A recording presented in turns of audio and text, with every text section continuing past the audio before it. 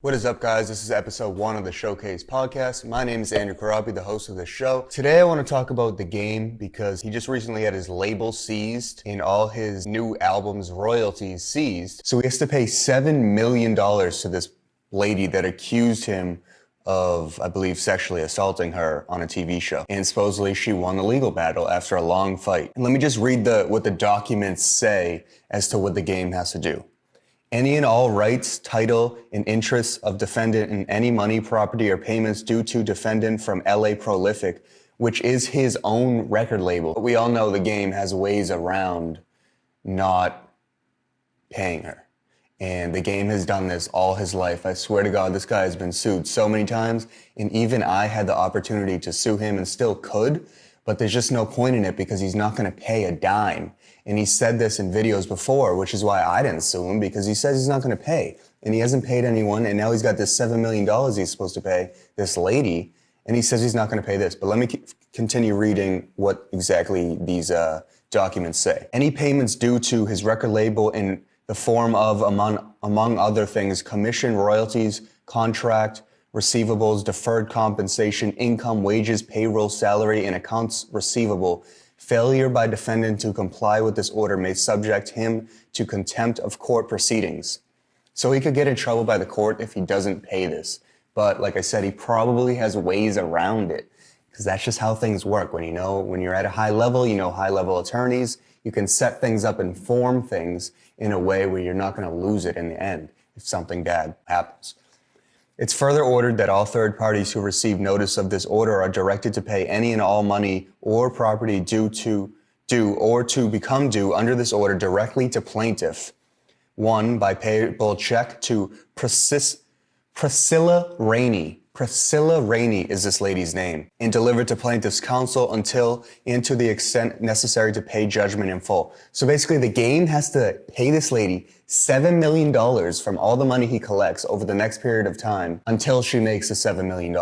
So this lady's basically sitting on a fat check that she's just gonna be waiting to come in. Wack posted this meme that says The Game loses record label and Born to Rap royalties to Priscilla Rainey as part of $7 million sexual assault judgment. And this is the Game's manager that posted this. His name's Wack. And he said in the description, last time I checked, Wack owned all royalties to Born to Rap.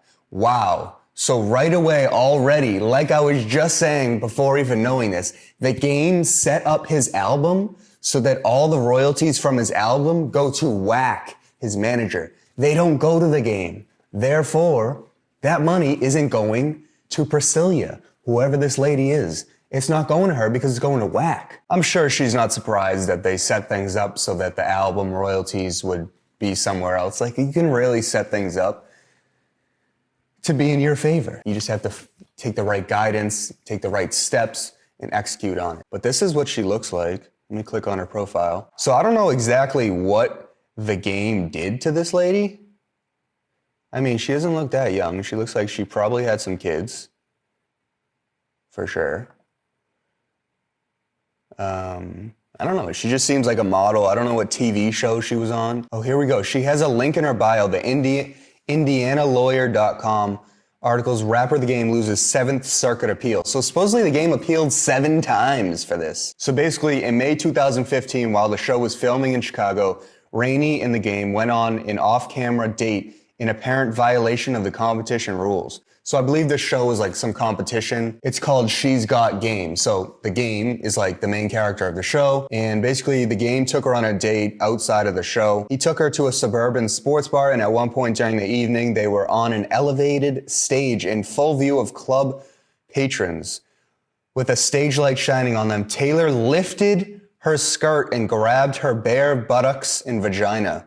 She tried to break away, but he did it again, this time lifting her rear end up and exposing her intimate parts to the gawking crowd.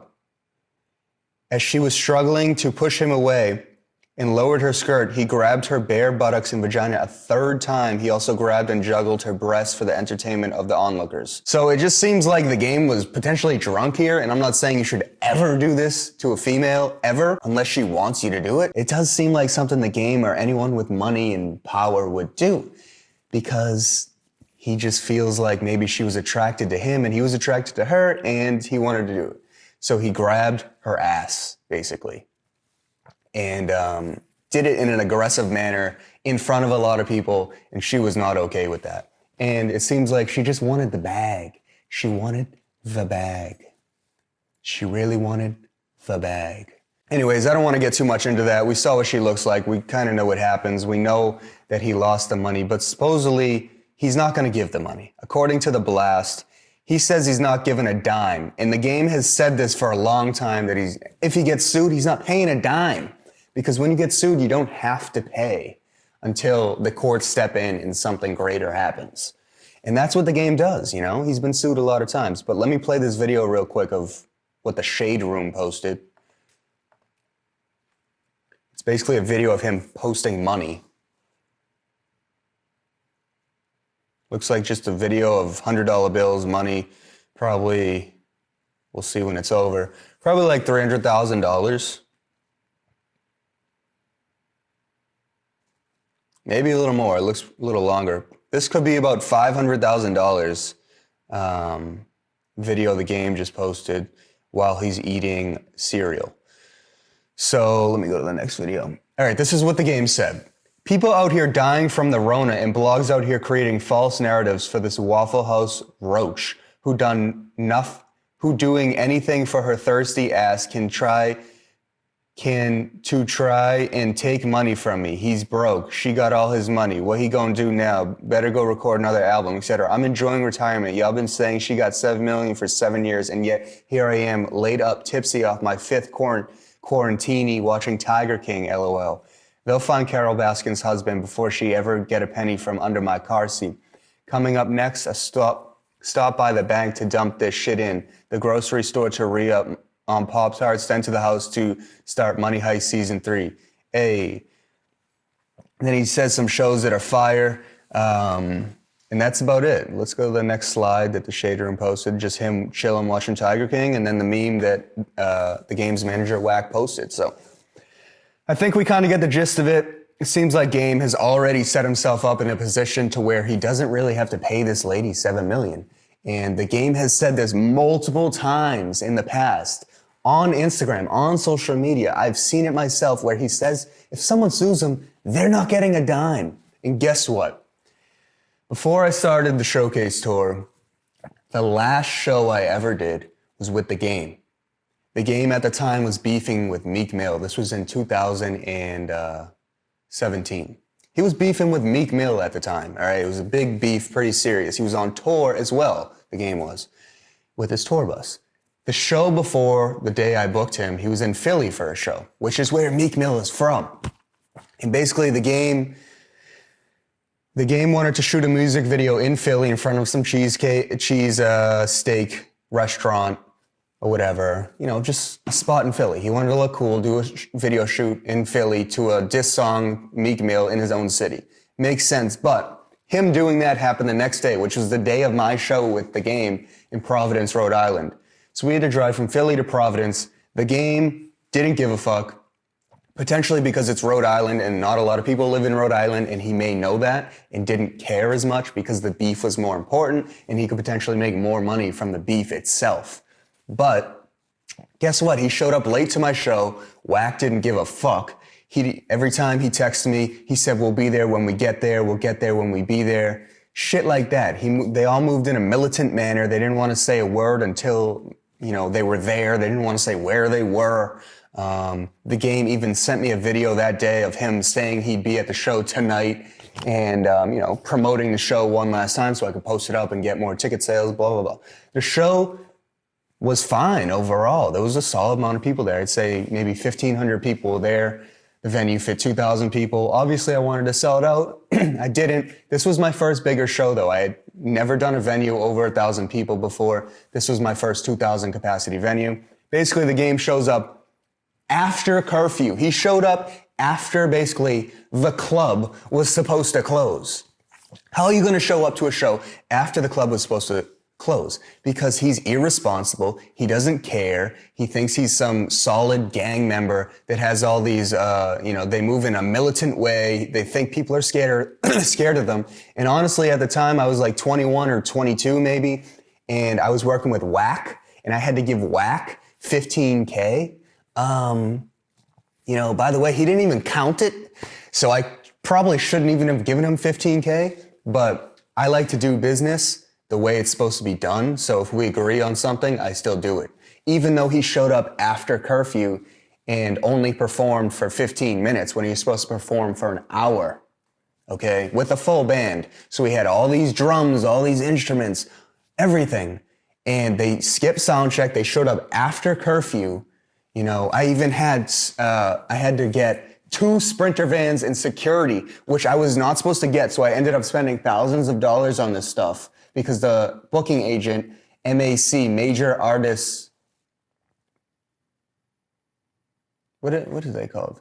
Major Artists Concerts, MAC agency, owned by Andrew Lieber, who I booked my first headliner through and, did a lot of shows with, but I booked the game through him. It all went left. Andrew Lieber from MAC agency didn't help me at all. So if he wants to help me now, reach out, give me a $15,000 discount and we can talk. But so I booked the game. He did half his set. Because he showed up after curfew and only did half his set, the venue actually went out of their way before curfew because they thought if it hit curfew and all the fans were still there and the game wasn't there, people were going to freak out and go crazy and hurt the venue. So what the venue did and went out of their way without my permission was they walked up to the DJ and said, hey, you got to tell these people he's not coming. The show's over. It's time to leave. The venue did that. And because they did that, people left and the venue felt like they needed to refund those people.